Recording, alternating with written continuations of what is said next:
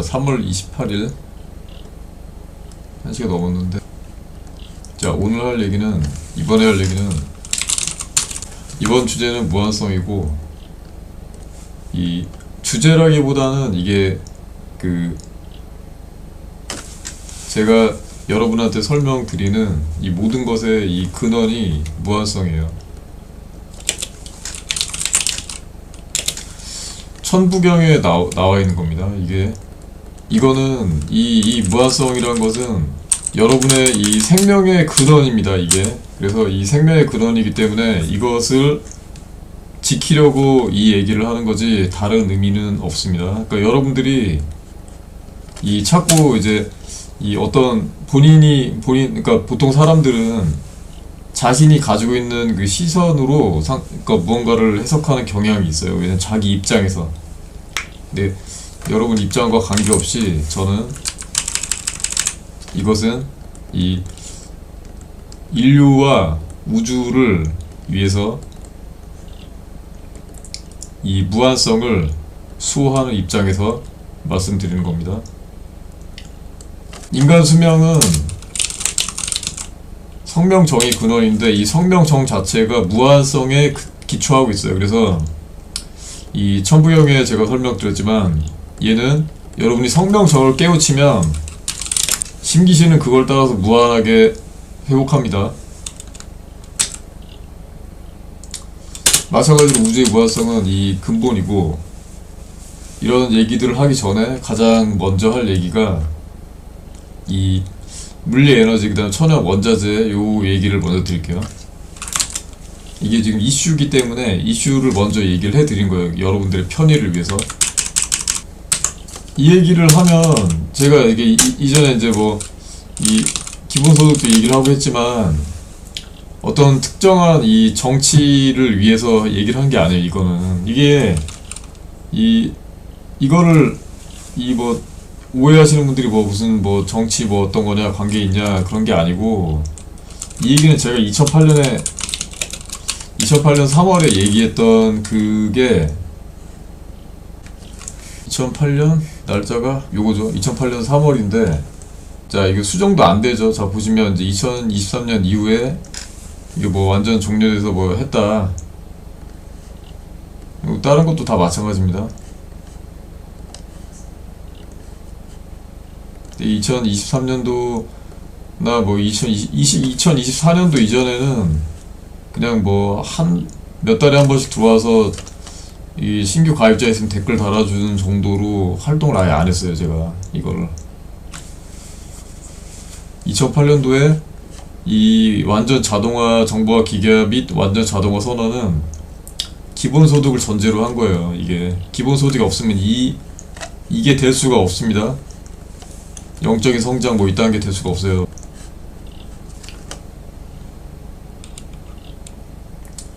그런 것이고, 이게 무슨 정치 얘기를 한 게 아니라 기본소득이 없으면 다 자동화돼서 일자리가 싹 없어지면 여러분들 어떻게 뭘로 소득을 할 거예요. 그러니까 이게 좌파나 우파나 그런 개념이 아닙니다. 이건 다 해야 되는 거예요. 나중에 결국엔. 그래서 얘기한 것이고, 이 천연자원 같은 경우도 마찬가지입니다. 천연자원 얘기도 이게 천연자원이 무한하다라고 해서 막 퍼내야 된다라고 한 얘기를 제일 먼저 한 게 저예요. 다른 사람이 아닙니다. 나중에 정치인들이, 자, 아무튼 그건 그렇고, 그게 맞다라고 생각해서 누군가 할 수가 있는데, 그거를 제가 어떤 그 정치인을 그저 일론 머스크 때랑 비슷해요. 일론 머스크랑 비슷하게 어떤 특정 정치인을 그 사람의 모든 어떤 그 어젠다나 모든 정책을 지지하는 게 절대 아닙니다. 맞는 거는 지지하고 아닌 거는 아닌 거고, 그렇다고 제가 무슨 그거를 전폭적으로 뭘 하거나 이런 것도 아니에요. 당연히 해야 될 바 중에 가장 중요한 이거 2022년도였는데 미국 대통령 바뀌기 전이에요. 이게 트럼프 대통령 들어서기 전입니다. 2기 트럼프 대통령 들어서기 전. 제가 이것을 주장하는, 이것을 굳이 얘기를 하는 이유는 이 무한성을 여러분이 이해를 해야 되기 때문에 그런 겁니다. 이게 무한성을 이해하지 않고 이거를 인정하지 않으면 여러분은 여러분의 생명도 마찬가지로 천기도 들어오지 않아요. 천기가 들어오게 하려면 진실해야 됩니다. 천기는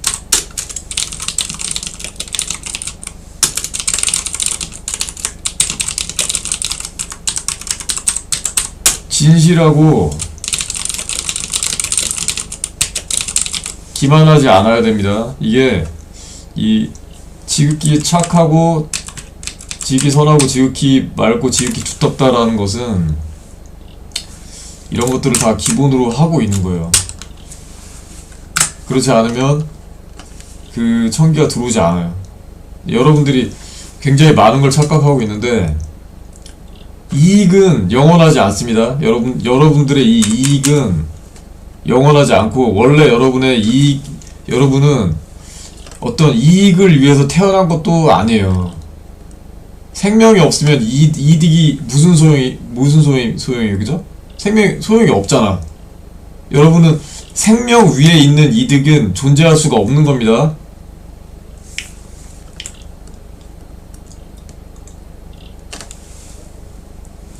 이게 많은 분들이 착각을 하시는데 이 무한성이란 것은 뭐냐면 인류 번영의 무한, 이 인류 번영의 무한을 담보하는 거예요. 무한의 기본 조건이 돼요. 이게 인류가 계속 늘어나면 지금 여러분들이 가지고 있는 어떤 그 경제도 무한하게 성장하게 돼 있습니다. 자, 그래서 제가 이 이산화탄소 온난화론이 가짜다라는 얘기를 한다고 해서 어떤 곡물업자들을 곤란하게 한다거나 하려는 게 아니에요. 자, 이게 제가 이 얘기를 이제 설명을 다시 드릴게요. 자, 보시면 요 얘기는 이제 나중에 다시 할 것이고, 지금 인류가 약 2019년 기준으로 약 3억 톤 정도가 곡물이 바이오 연료로 태워집니다. 데이터는 이건데, 이게 2019년 기준으로 바이오 에탄올이 1130억 리터, 그리고 이게 10억 리터입니다. 10억 리터. 그래서 합쳐서 1600억 리터 정도가 바이오 연료로 태워졌어요.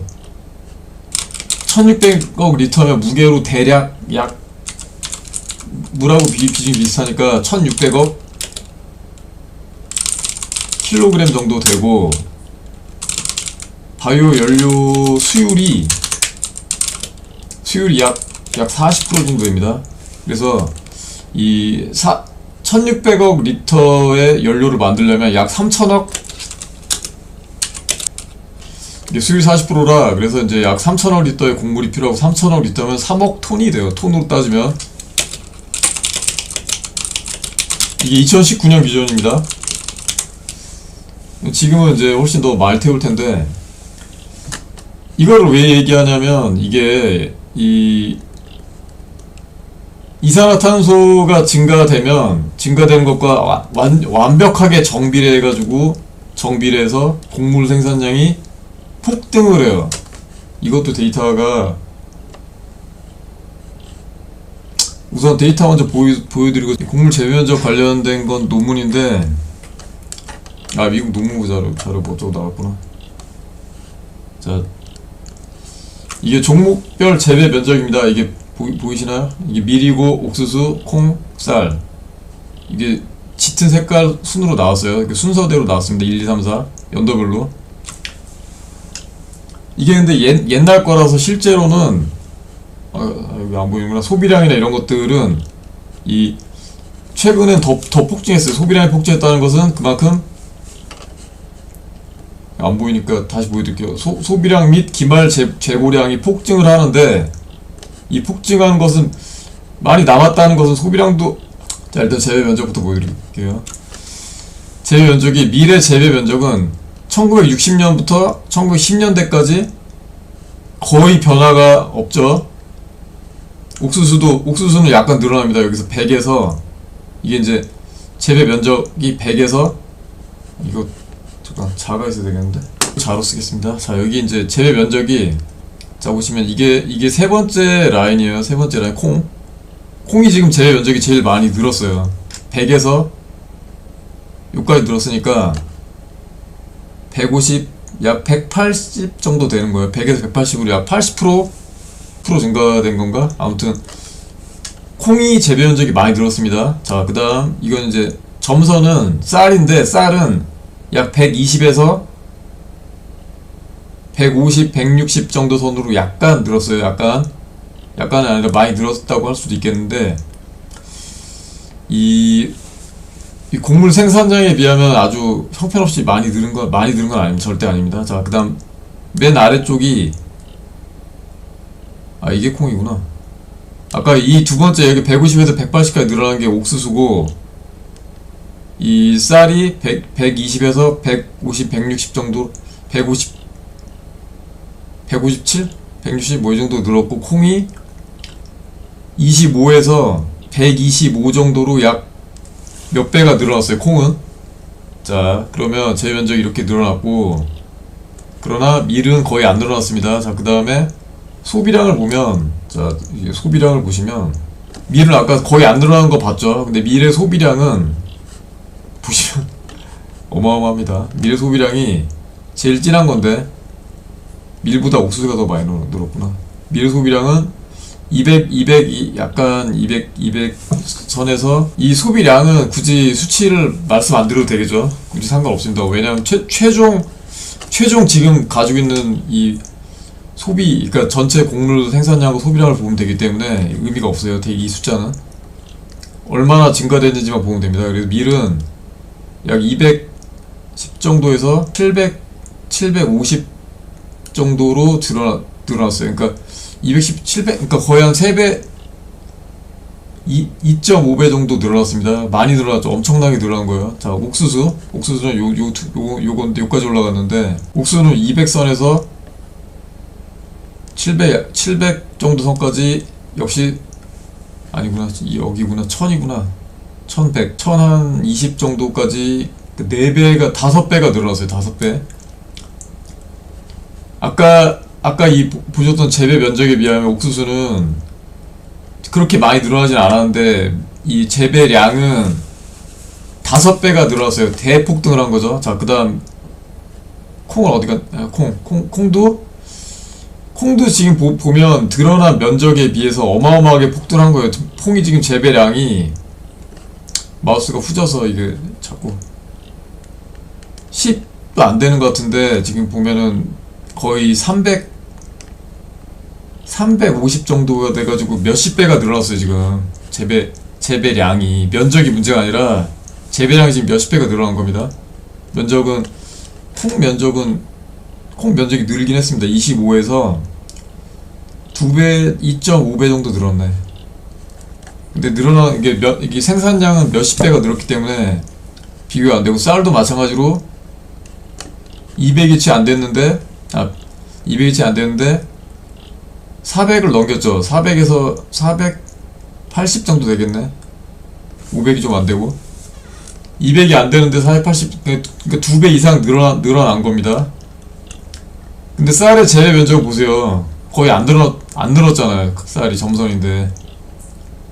그러니까 재배 면적은 안 늘어났는데 이 소비량은 폭증했다. 게다가 기말 재고량을 봅시다. 기말 재고량도 이게 1960년대에서 2010년대로 넘어오면서 지금 재고량도 많이 남아요. 재고량도 어마어마하게 남죠. 그러니까 소비량도 몇 배가 막 옥수수 같은 경우 5배가 늘었는데 또 남는 것도 또 몇 배가 남아요. 그리고 얼마나 많이 생산되고 있는 거냐는 얘기죠. 이게 물론 이제 옥수수 같은 경우는 그 비료가 없으면 생산이 안 됩니다. 그래서 비료를 계속 공급해줘야 생산이 되는 거가 옥수수인데 콩은 그렇지 않죠. 원래 지력이 강해서 계속 이 비료와 관계없이 증산되는 것은 오로지 이산화탄소 효과다라고 볼 수가 있어요. 증거를 제가 몇 가지 보여드릴게요. 설명을 해드릴게요. 이거 자, 이거는 뭐냐면 스마트팜인데 실내 농장이에요. 실내 농장. 실내 농장인데 토마토를 되게 높은 단으로다가 올려서 생산을 합니다. 높은 단 올려 생산하는데 요즘 여러분들 요거 많이 드시죠? 농장이라 토마토가 되게 옛날에 비해서 훨씬 저렴하게 토마토가 나와요. 옛날에 저도 이제 장을 보기 때문에 작년 재작년 옛날만 해도 토마토 1kg에 10,000원 정도 했는데 여기는 5,000원이에요 평균이. 얘네들이 가격을 다 낮춰요. 그만큼 대규모로 생산이 되는데 이 생산의 바탕이 뭐냐면 이산화탄소. 탄산가스 비용을 절대 안 끼지 않습니다. 뭔 얘기냐면 이 실내 농장에 이산화탄소를 공급하는 것만큼 생산량이 폭증을 한다는 얘기입니다. 자, 이것도 또 있는데 여기도 이제 탄산도 같이 쏴줍니다 하죠.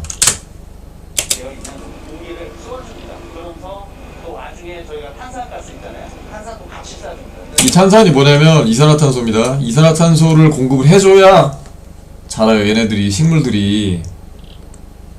이것도 실내 농장인데 여기는 높이가 어마어마하죠. 이 어마어마한 높이의 실내 농장이 돌아가는 근원이 바로 이산화탄소예요. 이산화탄소가 없으면 이게 자라지가 않습니다. 그래서 이산화탄소를 공급하면 공급할수록 곡물 생산량이 폭증을 하죠. 정비례해서 폭증을 합니다. 그렇게 되면 어떻게 돼요? 남아돌죠. 남아돌면 어떻게 됩니까? 3억 톤을 지금 2019년 기준으로 3억 톤을 이게 대한민국 곡물 소비량이 연간 300만 톤 정도도 안 돼요. 채 3억 톤이면 대한민국 인구의 100배를 먹여 살 수 있는 양입니다. 근데 대한민국 이거는 쌀 소비량이기 때문에 쌀 기준이기 때문에 대한민국 사람들이 쌀만 먹는 게 아니죠. 그러면 뭐 다른 것도 이것저것 먹는다 치면 그래도 30배 정도는 먹을 수 있는 양이 됩니다.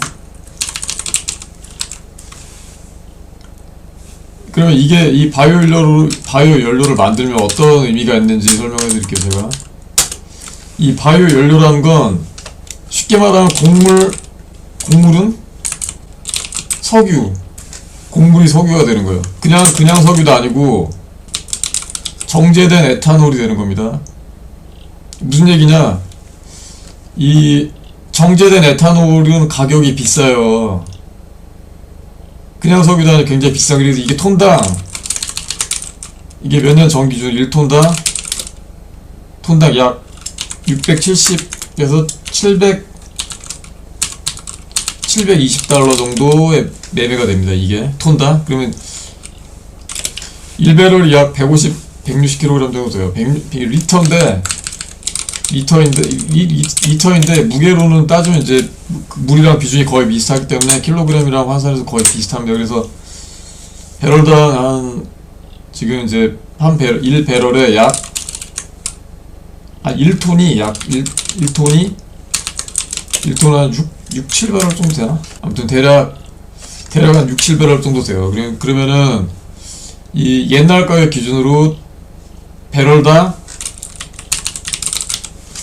약 100달러 좀 110달러 정도 가격으로 거래가 된다는 얘기입니다. 그러면 곡물 가격이 이 정도 가격이면 배럴당 그래서 이제 110달러 이상이 되죠.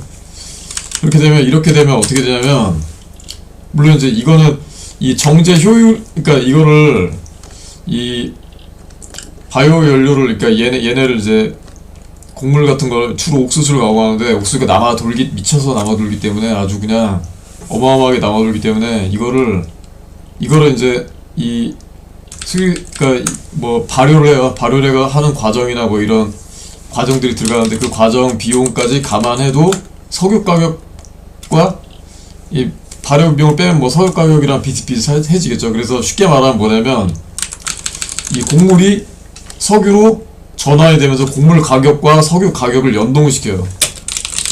쉽게 말하면 뭐냐면 거대한 땅에서 대규모 농사를 지어서 남아도는 곡물이 곧 석유가 된다는 얘기입니다.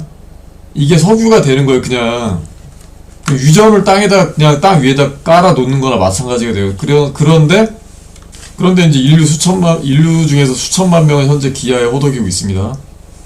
그렇다고 이 사람들한테 곡물을 그냥 공짜로 나눠줘라 라고 하는 게 아니라 인류를 번영시키자라고 하는 거예요. 번영시키자고. 인류가 번영이 되면 여러분 이 곡물도 더 비싸게 팔 거 아니에요. 이게 물론 어떤 문제가 생기냐면 이산화탄소를 공급해주면 곡물 양이 폭증을 해요. 무조건. 이거는 무조건입니다. 아까 그 농사를 이렇게 실내 농장하는 거 봤잖아요? 마찬가지로 그냥 이 타워 그냥 높게 세워가지고 이산화탄소 때려 부으면 거기다 전기로다가 자외선 그냥 태양과 비슷하게 자외선 때려 주면 그냥 폭증이 돼요. 생산량이. 그렇기 때문에 이산화탄소가 많이 늘어나면 늘어날수록 어떻게 되냐? 곡물이 버려집니다. 원래는 남아 돌아서 버려지게 되면 아깝잖아. 그죠? 아까우니까 석유를 만들어 팔았는데 석유를 만들면 비싸지니까 곡물 가격도 올라서 사실은 서민들한테 상당히 안 좋은 상황이었고 굶는 사람들은 굶어 죽는 그런 안타까운 상황이었어요. 근데 여러분들 이걸 너무나 마이너한 감성으로 생각한 거예요. 저는 여러분의 적이 아니에요. 이 사람들을 기아에 허덕이게 할 게 아니라 발전을 시켜서 더 인구가 늘어나면 곡물도 더 많이 팔리고 그러면 여러분들도 주머니도 더 두둑해지지 않겠습니까? 그러니까 생각을 전환을 해야 된다니까 지금. 죽일 게 아니라 살릴 생각을 해야 된다 이런 얘기를 하는 겁니다. 자, 이 이산화탄소 온난화론에 대한 이 디테일한 얘기는 다음 시간에 다시 제가